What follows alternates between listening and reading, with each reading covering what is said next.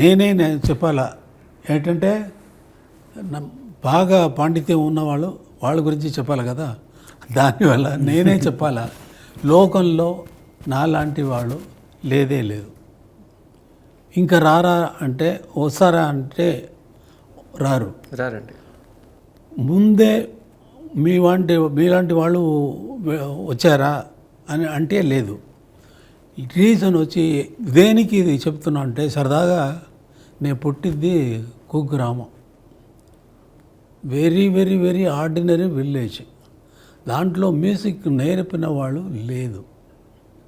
నా అన్న పాడతారు, అది విని విని విని విని విని దాంట్లో ఒక అట్రాక్షన్ వచ్చింది. చిన్నప్పుడు నుంచి అప్పుడు అలాగే పెరిగి ఇది వచ్చి మెడ్రాస్ వచ్చి కలిశాను. నేను వెళ్ళిన దారిలో నాలాంటి జీవితం ఎవరికి జరగలేదు. మీరు ఎవరి పేరు చెప్పండి, మ్యూజిక్లో గొప్పవారి లోకంలో music masters, world masters, classical masters ఉన్నారు. వాళ్ళ పేరన్నీ చెప్పండి. వాళ్ళు అందరూ ఎవరైనా సరే, ఎంఎస్వి గారు అని చెప్తే ఎంఎస్వి గారు మ్యూజిక్ నేర్చుకున్నారు.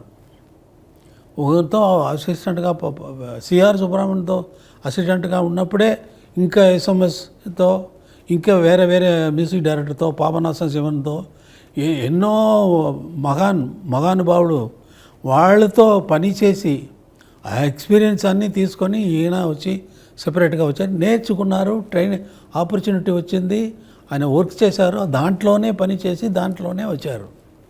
నాకు నేను ఎవరితో నేర్చుకున్నాను లేదు.